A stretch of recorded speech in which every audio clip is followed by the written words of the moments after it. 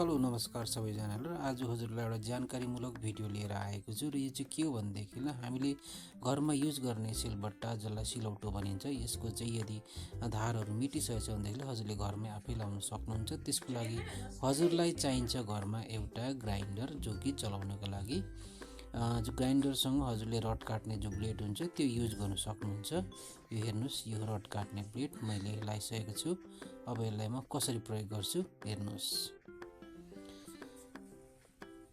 सर्वप्रथम यो अलिकति चलाउँदाखेरि ध्यान दिनुपर्छ किनकि यो शरीरको लागि पनि खतरा हुन्छ, किन उचित लाग्न सक्छ। यसले गर्दाखेरि अलिकति होसियारीपूर्वक यसलाई चलाउनु पर्छ र चलाउँदाखेरि हजुरहरूले यसलाई ग्लोभ्स, हातमा ग्लोभ्स अनि आँखामा चस्मा लाएर प्रयोग गर्नु होला। जसले घरमा चलाउनुहुन्छ उसले मात्रै चलाउनु होला, जसले चलाउनु हुँदैन उसले नचलाउनु होला किनकि यो खतरा हुन्छ है।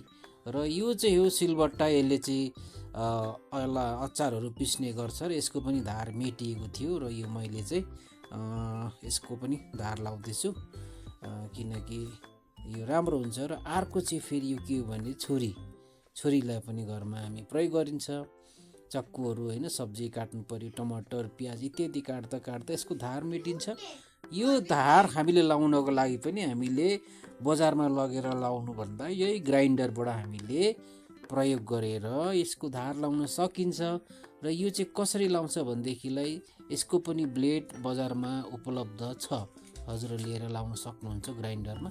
तर चलाउँदाखेरि होसियारीपूर्वक चलाउनु पर्छ किनकि यो उछिटेर हजुरलाई लाग्न सक्छ। त्यसले गर्दाखेरि सेफ्टी एकदमै जरुरी छ। त्यसले गर्दाखेरि हातमा सधैँ पन्जा अनि आँखामा चस्मा लगाएर मात्रै गर्नुहोला। र अन्त्यमा रिजल्ट मैले यो अघि दुईटामा लाग्थेँ। यो दुईटा चाहिँ सिलबट्टा, एउटा मेरो आफ्नो यहाँ मिरिकमा राख्छु र एउटा तल मेरो घरको सिलगढी फ्ल्याटमा छ, त्यहाँ पनि जरुरी छ एउटा लगेर जाँदैछु किनकि सिलौटोमा पिनेको अचारको स्वाद भनेदेखिलाई अलगै हुन्छ है।